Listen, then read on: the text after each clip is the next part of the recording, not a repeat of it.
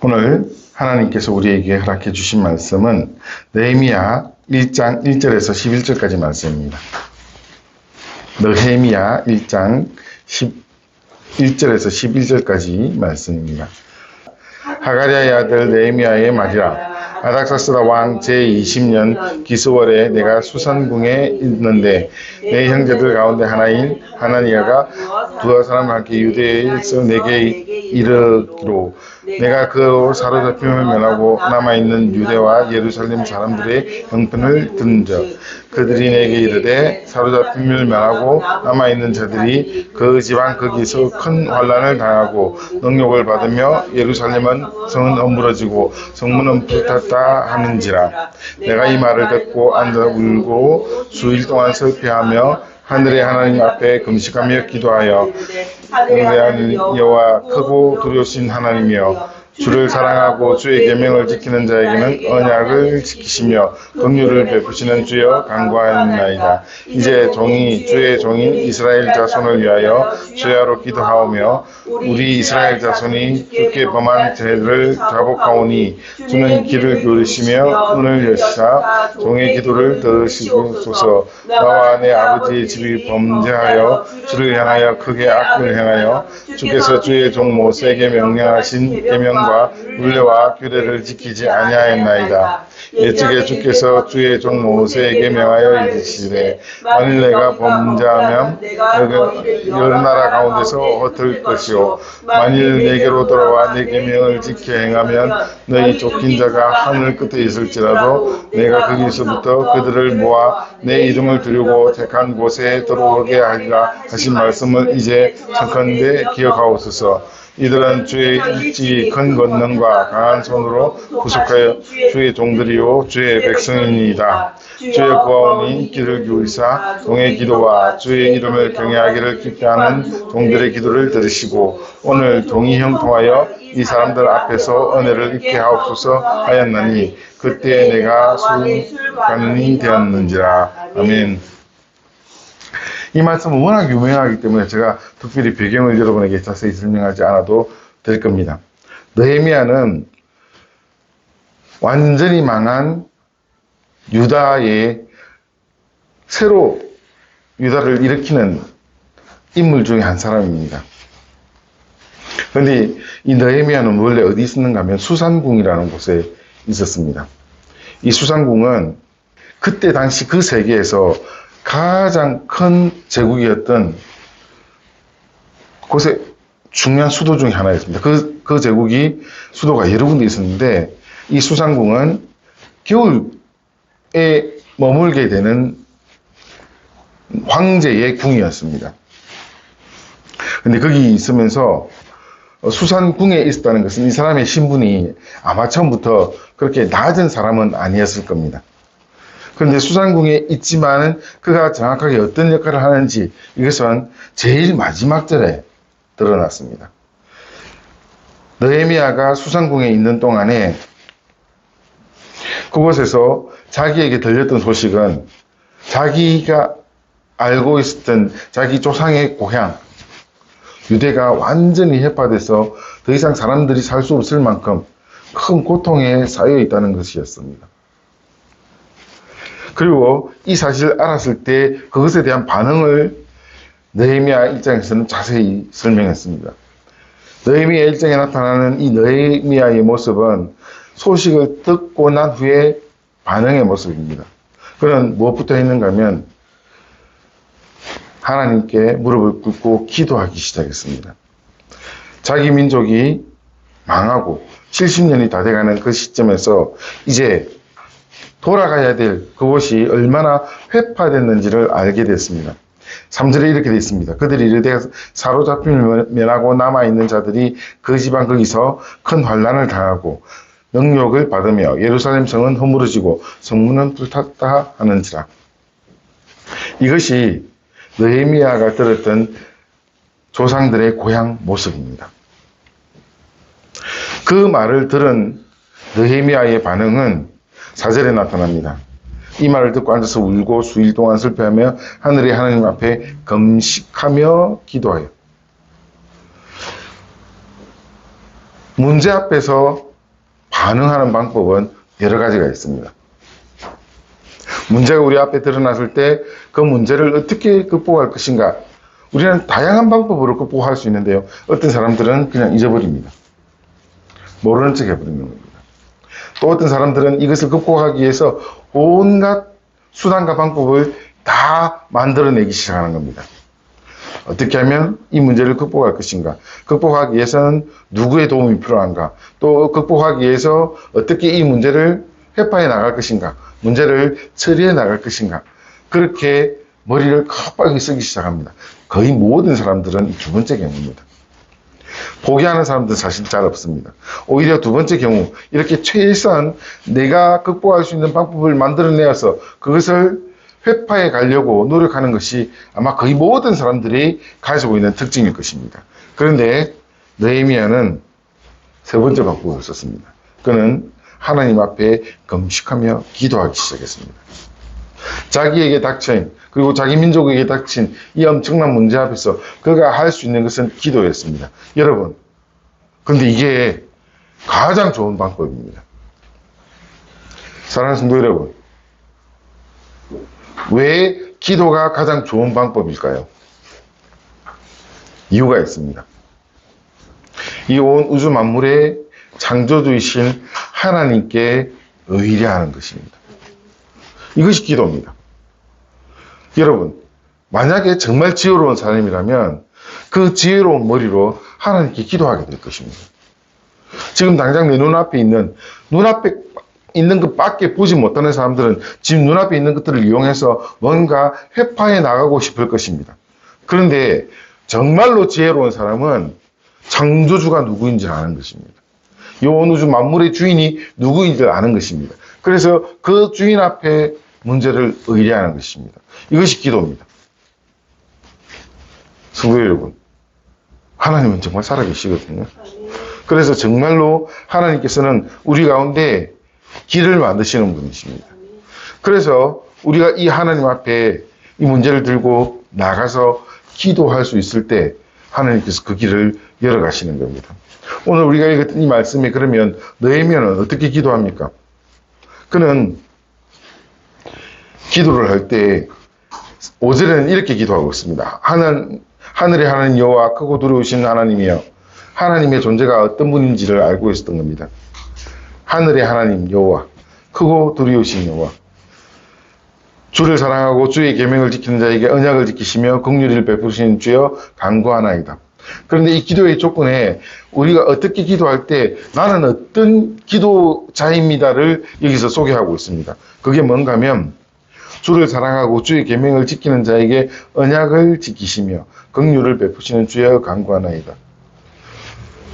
무턱대고 기도하지 않았습니다. 누가 기도합니다. 그리고 이 기도하는 사람은 어떤 사람입니다. 라고 말하고 있는 겁니다. 그는 여기서 자기가 언약을 지키는 사람이라고, 하나님께서 그렇게 언약을 지켜주실 것이라고 믿습니다. 그리고 자기는 계명을 지키는 사람이라고 분명하게 이야기합니다. 즉 말씀을 지켜가는 사람이라는 것을 분명하게 이야기하는 겁니다. 여기에 이 조건이 얼마나 중요한가 하면 구약에서는요, 하나님께서 구약의 이스라엘 백성들에게 조건을 말씀하시는데 네가 내 계명을 지키면 내가 너의 하나님이 되고, 이 조건을 분명하게 시내산에서 이스라엘 백성들을 향해서 선포하셨습니다. 그리고 그 말씀을 들었던 이스라엘 백성들이 하나님의 계명을 지키면, 말씀을 지키면 하나님께서 우리의 하나님이 되실 것이라는 것을 너무나 분명히 알고 있었습니다. 물론 이스라엘 백성들은 그렇게 하지 못했습니다. 그런데 느헤미야는 오늘 이 시간 이렇게 기도할 때 자기 이스라엘 민족의 모든 죄가를 함께 지 혼자 지고 자기가 온 힘을 다해서 기도하는데, 이스라엘 백성은 하나님의 계명을 지키는 자입니다 라고 고백하고 있는 겁니다. 어떻게 그게 가능했을까요? 느헤미야 자신이 이스라엘 민족, 자기의 민족 이스라엘은 그렇게 하지 못하지만 이 느헤미야 자신이 최소한 이 계명을 지키기 위해서 하나님의 말씀 앞에서 씨름하는 사람이었던 겁니다. 그래서 당당하게 하나님 앞에 나가서 기도하는 겁니다. 사랑하는 성도 여러분, 우리가 기도하러 나아가기 어려운 이유가 뭔 줄 아십니까? 하나님께 기도하러 나가려고 할 때 제일 어렵게 우리의 발목을 잡는 것은 내 자신의 부족함입니다. 내가 이런데 하나님께 나가서 기도하면 너무 부끄럽지 않을까, 이런 생각이 들어서 기도하러 나가기 참 어렵습니다. 그리고 그것이 쌓이다 보면 어느 사이인가 기도의 습관을 잊어버린 겁니다. 기도하고자 하는데, 기도하고 싶은데 안 되는 겁니다. 왜 안 되는가 하면 무릎을 꿇고 하나님께 간구하는 그 자체가 너무나 어렵게 바뀌어버렸기 때문에 그것이 잘 안 되는 겁니다. 그런데 느헤미야는 어떤 사람이었습니까? 그는 평소에도 기도하는 사람이었을 겁니다. 그리고 그가 항상 하나님 앞에서 소위 말해서 바른 길을 가기 위해서 발부둥 치는 사람이었을 것입니다. 그래서 지금 이런 자기 민족의 아픔을 알게 되었을 때 그 즉시 이 말을 듣고 앉아서 바로 시작되는 거죠. 기도할 수 있었던 겁니다. 그래서 느헤미야는 준비된 사람이었습니다. 사랑하는 성도 여러분, 우리의 삶 가운데 하나님께 준비된 사람이 됩시다. 어떻게 우리가 하나님께 준비된 사람이 될 수 있을까요? 준비된 사람은요, 습관이 된 사람들입니다. 하나님께서 갑자기 내가 아무것도 안 하고 그냥 소위 말해서 딴짓을 하고 있는데 주님께서 갑자기 은혜를 주셔가지고 내가 주님께 준비된 사람으로 바로 일어날 수 있을까요? 혹 간혹 그런 사람들이 있긴 합니다. 가령 예를 들어 삼손은 그런 사람이었습니다. 삼손은 한평생 하나님께 준비되어야 될 사람이었음에도 불구하고 그는 한평생 준비되지 못했습니다. 마지막 순간 눈 뽑히고 머리 깎이고 더 이상 자기가 아무 힘을 쓰지 못하는 그 순간에 하나님께 간구하면서 갑자기 하나님께서 그를 들어서서 사용하셨습니다. 눈 뽑히고 머리 깎이고 자기 힘 다 뺏기고 난 뒤에요. 그런데 느헤미야는 달랐습니다. 그는 준비된 사람이었습니다. 그는 언제든지 무릎을 꿇었던 사람이었고 언제든지 이 율법 앞에서 주의 말씀 앞에서 그는 말씀을 지키는 사람이었습니다. 그렇게 준비된 사람에게 하나님께서 기회를 주시는 것입니다. 사랑하는 성도 여러분, 혹시 준비된 사람 됩시다. 아무것도 안 하고 그냥 있다가 주님께서 갑자기 나를 불러주실 것이다, 불러주시기만을 기다리고 있다, 이것이 아니라 준비된 사람에게 하나님께서 길을 열어 가셨습니다. 사랑하는 성도 여러분, 정말 여러분 준비되기 바랍니다. 그럴 때 주께서 일하실 것입니다. 느헤미야가 기도할 때 이제 내용이 이렇습니다. 6절에 보면 이제 종이 주의 종들인 이스라엘 자손을 위하여 죄하로 기도하오며 우리 이스라엘 자손이 주께 범죄한 죄들을 자복하오니 주는 귀를 기울이시며 눈을 여시사 종의 기도를 들으소옵소서. 내 아버지의 집이 범죄하여 주를 향하여 크게 악을 행하여 주께서 주의 종 모세에게 명하신 계명과 율례를 지키지 아니하였나이다. 통회하며 자복하고 있습니다. 여러분, 우리가 주님 앞에 나가서 기도할 때 이 기도의 매우 중요한 내용 중에 하나가 회개입니다. 우리가 하나님 앞에 순결하게 나가기 위해서 우리 자신을 씻어내야 되는데요. 이 회개는 예수님께서 12제자를 마지막에 만날 때 그들의 발을 씻겼던 바로 이 세족식과도 같은 겁니다. 여러분은 이미 사실 하나님의 보혈로, 예수 그리스도의 보혈로 순결케 된 사람들입니다. 그런데 그럼에도 불구하고 우리는 매일매일 이 세상을 살아가면서 우리는 우리 자신도 모르게 세상의 때를 묻히고 입고 살아갑니다. 그럼 이것을 어떻게 씻을까요? 예수님께서 제자들의 발을 씻긴 것처럼 우리는 통해 자복함으로써 주님 앞에 나아가서 우리가 이 죄를 씻어 나가야 됩니다. 느헤미야는 자기 민족의 죄를 이렇게 씻기 시작했습니다. 이스라엘 백성들이 범했던 그 죄를 느헤미야가 대표로 나와서 씻고 있는 겁니다. 그래서 그 죄가 뭐였는가 하면 주의 종 모세에게 명하신 계명과 윤리와 규례를 지키지 아니하였나이다. 하나님께서 이스라엘 백성들에게 너희들이 이것 지키면 내가 너희 하나님이 되고 라고 한 바로 이것 내용 자체가 그겁니다. 계명과 윤례와 규례입니다. 그것을 주셨는데 안 지켰던 겁니다. 그리고 하나님께서 하셨던 그 약속을 느헤미야는 또한 기억하고 있었습니다. 8절부터 있는 말씀이 이렇게 됩니다. 옛적에 주께서 주의 종 모세에게 명령하여 이르시되 만일 너희가 범죄하면 내가 너희를 여러 나라 가운데서 얻을 것이요 만일 내게로 돌아와 내 계명을 지키면 너희 쫓긴 자가 하늘 끝에 있을지라도 내가 거기로부터 그들을 모아 내 이름을 두르고 택한 곳에 돌아오게 하리라 하신 말씀을 이제 청컨대 기억하옵소서. 사랑하는 성도 여러분, 이것이 하나님의 약속입니다.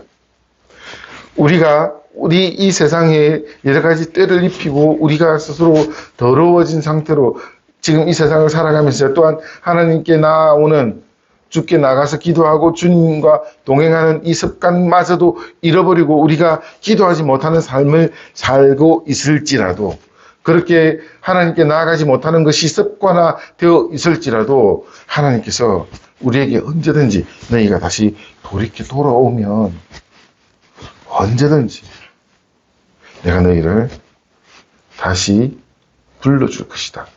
이것이 하나님의 약속입니다. 사랑하는 성도 여러분, 이것은요 그냥 세상 사람들이 그냥 내가 한번 봐줄게, 내가 그냥 한번 잊고 넘어가 줄게 하는 이 정도가 아닙니다. 하나님께서 하신 이 약속은요 무조건 내가 그거 지킬게 라는 겁니다.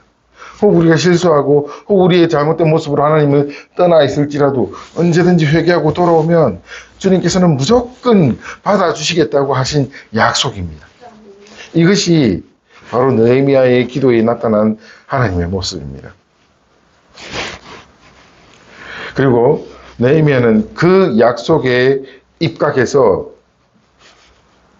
자신의 모습을 정확하게 이야기합니다. 이스라엘 민족 자체를 이런 사람입니다라고 이야기하는 게 바로 10절 말씀입니다. 이들은 주께서 일찍이 큰 권능과 강한 손으로 구속하신 주의 종들이요 주의 백성입니다. 사랑하는 성도 여러분, 우리가 신앙생활하면서 잊지 말아야 될 것이 있습니다. 바로 우리의 신분입니다. 저와 여러분의 신분은 하나님께서 구속하여 세워주신 주의 백성인 것입니다. 이 주님께서 구속하신다는 여기에 얼마나 엄청난 일이 벌어졌는 줄 아십니까? 저와 여러분이 주님께 구속되는 그 과정에서 예수님께서 피 흘려주셨습니다. 하나님께서 예수님의 피 흘리심과 성령 하나님의 운행하심을 다 계획하고 계셨습니다.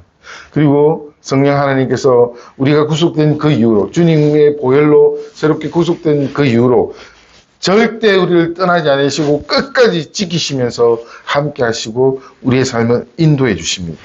이게 구속입니다. 저와 여러분이 그렇게 구속받은 겁니다. 이 구속이라는 것은 죄로부터 해방되어서 하나님께 매었다는 것입니다. 우리 그렇게 매어 있는 사람들입니다. 하나님께서 이렇게 정하시고 우리를 주의 백성 삼아 주셨습니다. 그래서 우리는 주의 백성입니다. 공교롭게도 주의 백성임에도 불구하고 우리는 자꾸 세상으로 흘러 들어가서 세상의 삶을 살아가지만 자기도 모르게 그 속에 빠져 살게 되지만 여러분 언제든지 여러분의 신분을 다시 기억하십시오. 하나님께서 다시 돌아오십시오. 주님께서는 늘 준비해 주십니다. 여러분의 자리를 준비해 주십니다. 그리고 회개하고 돌아온 여러분을 두 손 두 발 들어서 환영해 주십니다. 이것이 우리 주님께서 우리를 위하여서 베풀어 주시는 모습입니다.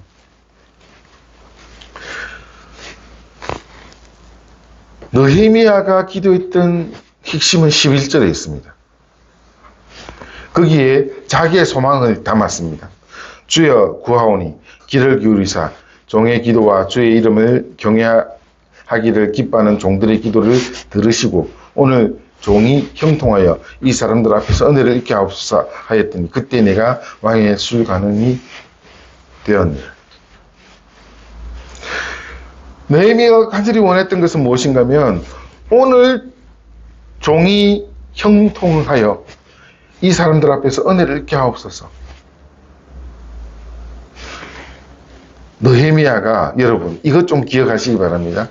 느헤미야가 하나님께 기도하면서 바랬던 것은 뭔가 하면 종이 형통하게 해주십시오. 내가 형통하게 해주십시오 라는 것입니다.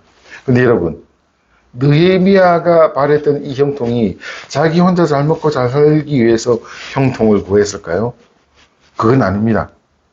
느헤미야가 구했던 이 형통은 내가 형통함으로써 궁극적으로 이스라엘 민족, 나의 민족, 유대인들이 지금 살아야 될 그 살 땅에 회파된 그 땅을 다시 회복할 수 있는 힘을 좀 가질 수 있게 해주십시오. 그걸 위해서 나에게 형통을 허락하시고 내가 지금 이 사람들이라는 바로 자기가 살고 있었던 그 바벨론 지역입니다. 그 바벨론에서, 그리고 시간이 좀 더 흐르면 거긴 페르시아가 됩니다. 그 페르시아에서 내가 좀 이 권력자들에게서 좀 은혜를 입을 수 있게 해주십시오 라고 기도했던 겁니다. 그래서 그 전 세계를 움직여갔던 그 권력자들에게 힘을 얻어서, 힘을 받아서 지금 내가 간절히 소망하고 있는 유대 땅을 다시 회복할 수 있는 그런 힘을 가질 수 있게 해주십시오 라고 기도했던 겁니다. 나 하나 잘 살기 위해서가 아니라 나의 민족, 하나님의 나라를 다시 세울 수 있는 그런 힘을 좀 가질 수 있게 해주십시오 라는 것입니다. 그때 느헤미야는 왕의 술관원이 되었습니다. 왕의 술관원이란 지금 현재로 치면 대통령 비서실장입니다. 그 정도의 권력을 가지게 되는 것입니다.